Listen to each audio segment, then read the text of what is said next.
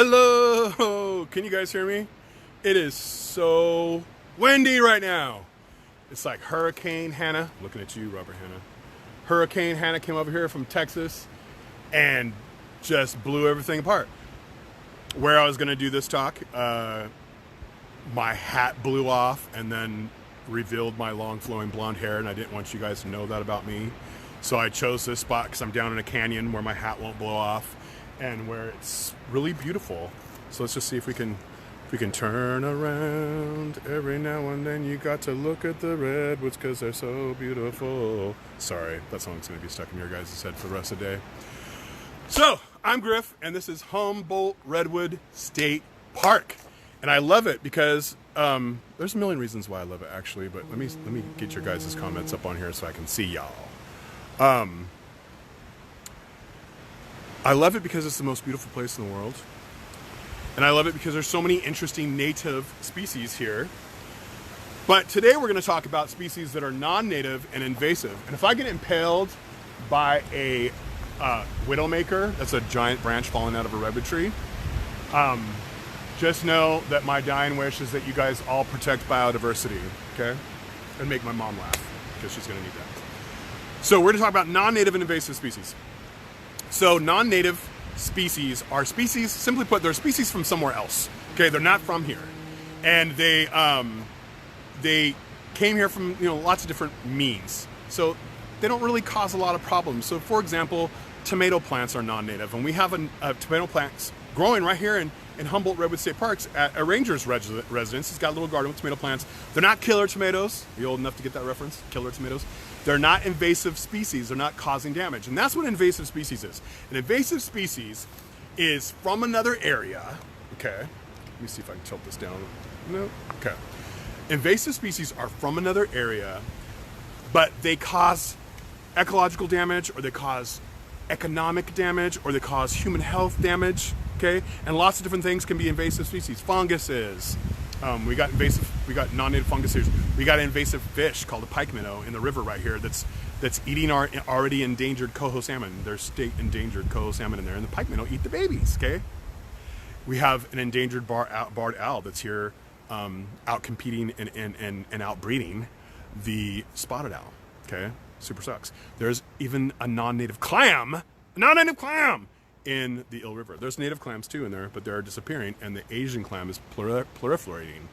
So invasive species spread really fast, and they outcompete natives. So how do they outcompete natives? There's a lot of different ways they do that, but the main take-home message about invasive species is they're brought from somewhere else to this new ecosystem without the predators and competitors, the things they evolved within their homeland that kept them in check, in balance. Whereas when they come over here and they outcompete the natives, because the natives are already in their checks and balances. They have the predators and competitors here, so they can't compete with an invasive. And that's why invasives are responsible, the second leading cause of species extinctions and biodiversity loss. It's a very, very, very serious problem, and I hope that everybody becomes aware of it, okay? So we're going to talk about an invasive plant today, a very prolific invasive plant today, and I'm going to give you some hints to see if you can figure it out. So first, this invasive is delicious.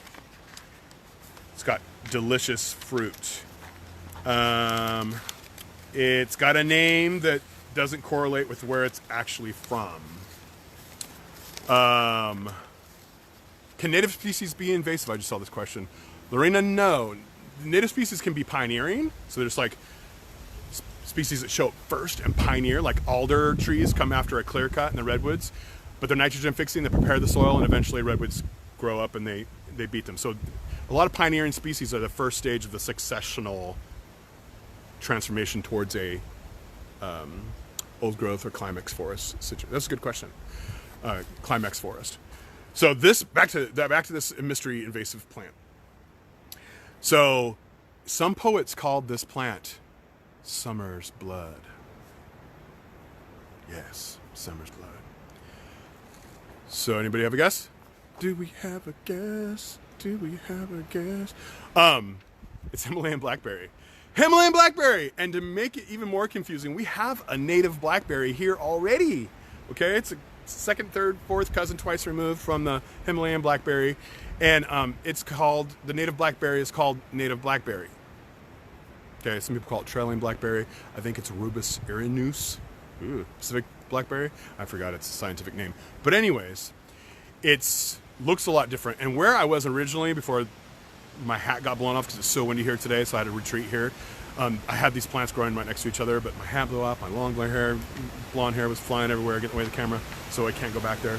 But I will show you what a Himalayan blackberry looks like, because I took one with me. See that? Can you guys hear that wind? I hope you guys can hear me. It's so windy. This little canyon is protecting me, but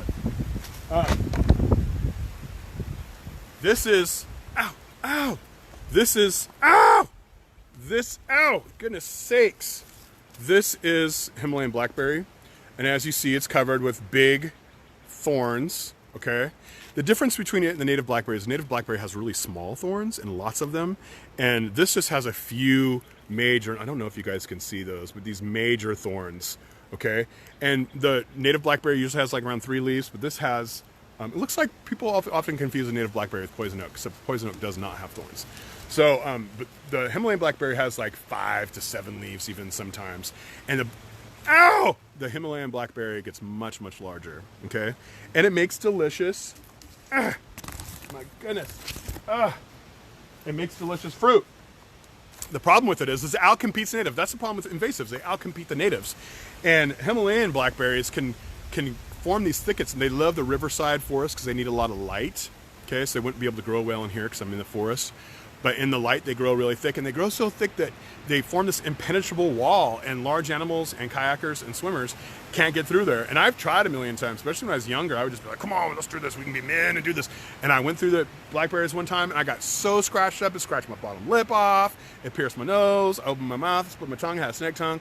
It took off my shirt. By the time I got to the river, I was like, I had no one wanted to swim with me. It was terrible. I was covered in blood. So I don't like them anymore after that experience.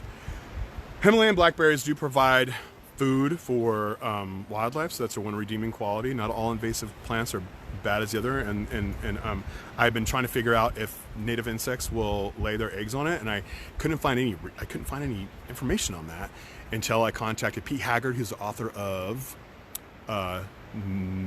Pacific Northwest Insects. Pete and Judy Haggard, wonderful book. I love it. I carry it with me a lot, and I just happen to not have it today, but I sent him an email and I was like, does anybody use the Himalayan blackberry as a host plant? He said he did find some moth larvae on it, but he hasn't found any butterfly larvae on it yet. So if you do, take a picture of it and upload it to iNaturalist and say that you found it on Himalayan blackberry, because I'm interested in that kind of stuff. What was I talking about? Have I talked about rattlesnake poop yet? Rattlesnake poop. So the way that blackberries get around is their seed gets dispersed by birds, coyotes, bears, and rattlesnakes. And how do rattlesnakes spread blackberries? Lord have mercy.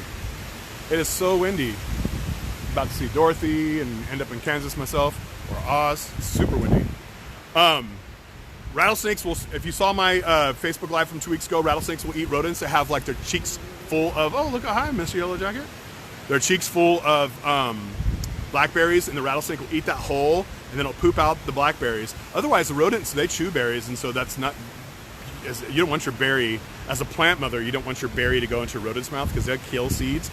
But if it's got its face pouch full of blackberries and then a rattlesnake swallows it and poops it out, then voila, you have blackberry wherever the rattlesnake poops. And Luther Burbank didn't know that. So who's Luther Burbank? Luther Burbank is the guy who brought this non-native Himalayan blackberry over here. And Himalayan blackberries are not even from Himalayas, okay? Luther Burbank, back in the 1860s, he's old school, he bought some seeds in India, and this dude gave him the seeds. He's like, here, you want some seeds? I got some seeds, you know, $20 for a quarter. And Luther Burbank was like, yeah, for real.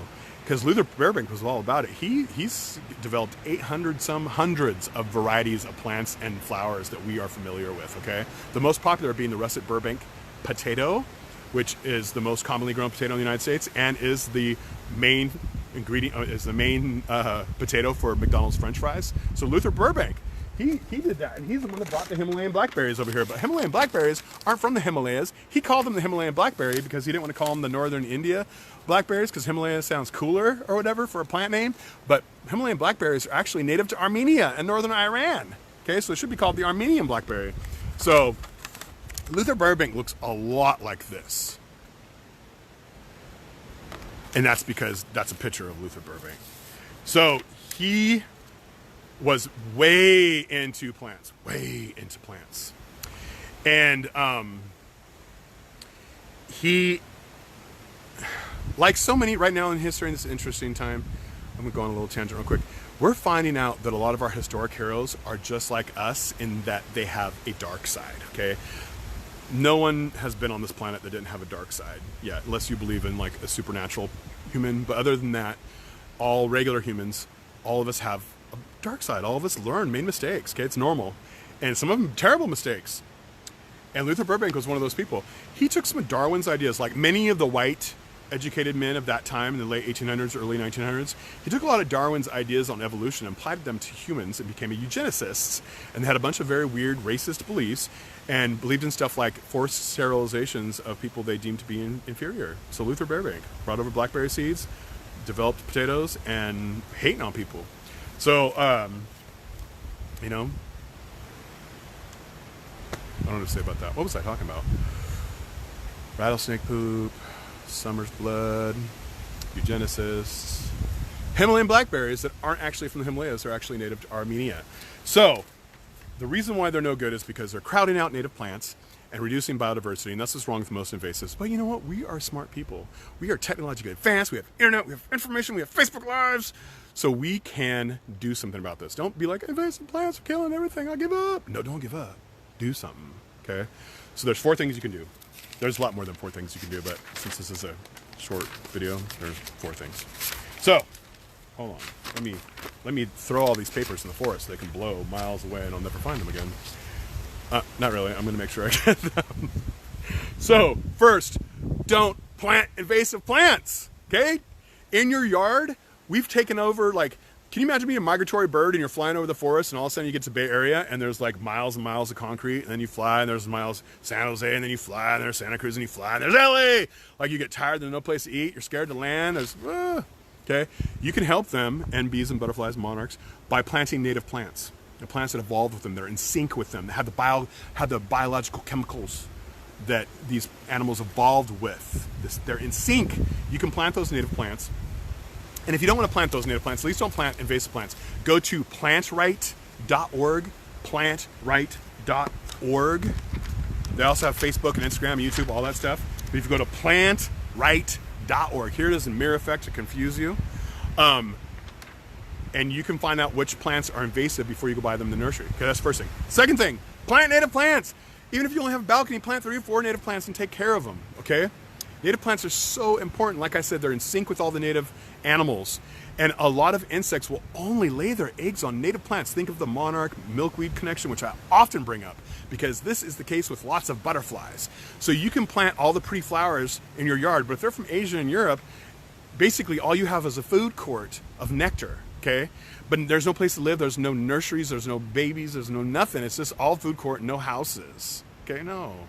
You need native plants because butterflies lay their eggs on the native plants that they evolved with over millions of years or whatever, okay? And you can learn what plants are native to your area by going to National Wildlife Federation, nwf.org.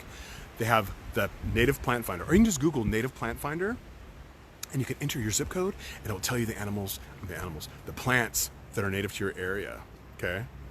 Super cool. And the butterflies that use those plants. Very cool. You can also go to, well, let's stay there for a minute. So nwf.org, and they have a gardening for wildlife section. You can certify your backyard or your porch or your balcony or your church or your workplace as certified wildlife habitat. Highly recommend it, okay? You can learn everything right there. And we'll just leave it at that for now. Also, you can join your state's Native Plant Society. So I love California Native Plants. California Native Plant Society does so much good work, okay? And California Native Plant Society has Calscape, and you can go there and you can learn about the native plants and like some things about how to grow them and the butterflies they support. It's a really, really helpful website. and they have meetings, and you can go there and have a little community of other native plant lovers, and there's a lot of other states that have that too. So see if your state has a Native Plant Society, and if you're in California, cnps.org. cnps.org, and they also have a Facebook group, Facebook pages. Fourth thing you can do is you can volunteer with us. Is that the fourth? Let me see if I'm out of order. Plant the plants that are yeah, I think this is the fourth. Come to one of our volunteer days. We often pull English ivy up in Trinidad, Patrick's Point area, and Trinidad State Beach. We pull Ammophila all over the place. It's a European beach grass. You can be on the beach in Talawa Dunes pulling. And you know, these things help so much. These activities help so much because when we remove an acre of invasives, an acre of native plants can come and all the insects that are associated with those. And then all the birds eat those insects. So it's a great way to do ecological restoration, is to really just volunteer, even if it's just for an hour. Volunteer for an hour to pull English ivy. We post these invasive plant eradication volunteer events on our Facebook page. Awesome. Okay, so I'm gonna leave you guys with a blackberry. So let me grab this plant one out. Oh goodness sakes! Oh my gosh! Ah, man, you gotta really want a blackberry. Did they all fall off? Here we go.